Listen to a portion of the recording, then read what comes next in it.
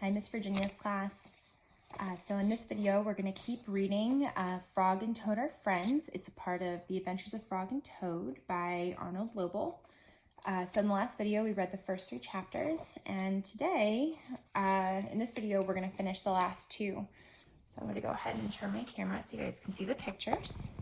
So this chapter, chapter 4, is called A Swim. Just a little bit more. There we go.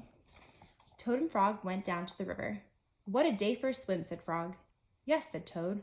"I will go behind these rocks and put on my bathing suit." "I don't wear a bathing suit," said Frog.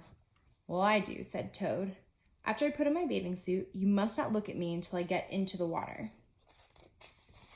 "Why not?" asked Frog. "Because I look funny in my bathing suit. That is why," said Toad. Frog closed his eyes when Toad came out from behind the rocks. Toad was wearing his bathing suit. "Don't peek," he said. Frog and Toad jumped into the water. They swam all afternoon. Frog swam fast and made big splashes. Toad swam slowly and made smaller splashes. A turtle came along the riverbank. "Frog, tell that turtle to go away," said Toad. "I do not want him to see me in my bathing suit when I come out of the river." Frog swam over to the turtle. "Turtle," said Frog, "you will have to go away." "Why should I?" asked the turtle. "Because Toad thinks that he looks funny in his bathing suit and he does not want you to see him," said Frog.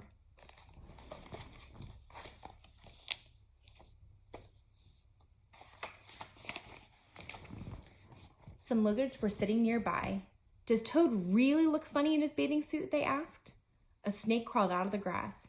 "If Toad looks funny in his bathing suit," said the snake, "then I, for one, want to see him." "We want to see him too," said 2 dragonflies. "Me too," said a field mouse. "I have not seen anything funny in a long time." Frog swam back to Toad. "I am sorry, Toad," he said. "Everyone wants to see how you will look." "Then I will stay right here until they go away," said Toad. The turtles and the lizards and the snake and the dragonflies and the field mouse all sat on the riverbank. They waited for Toad to come out of the water. "Please," cried Frog, "please go away." But no one went away. Toad was getting colder and colder. He was beginning to shiver and sneeze. "I will have to come out of the water," said Toad. "I am catching a cold." Toad climbed out of the river. The water dripped off of his bathing suit and down onto his feet. The turtle laughed. The lizards laughed. The snake laughed. The field mouse laughed. And Frog laughed.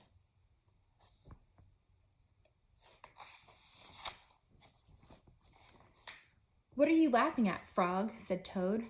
"I'm laughing at you, Toad," said Frog, "because you do look funny in your bathing suit."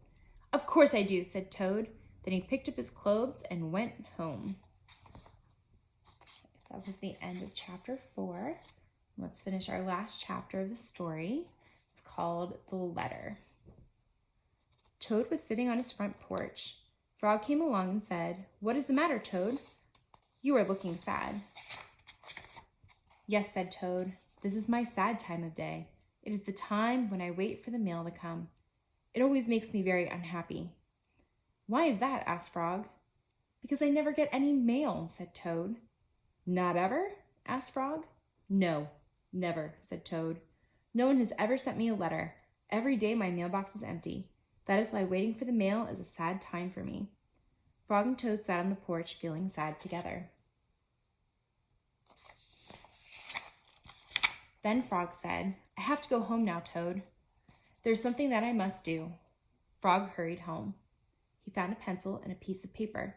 He wrote on the paper. He put the paper in an envelope. On the envelope, he wrote a letter for Toad. Frog ran out of the house. He saw a snail that he knew. "Snail," said Frog, "please take this letter to Toad's house and put it in his mailbox."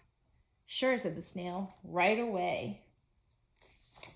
Then Frog ran back to Toad's house. Toad was in bed taking a nap. "Toad," said Frog, "I think you should get up and wait for the mail some more."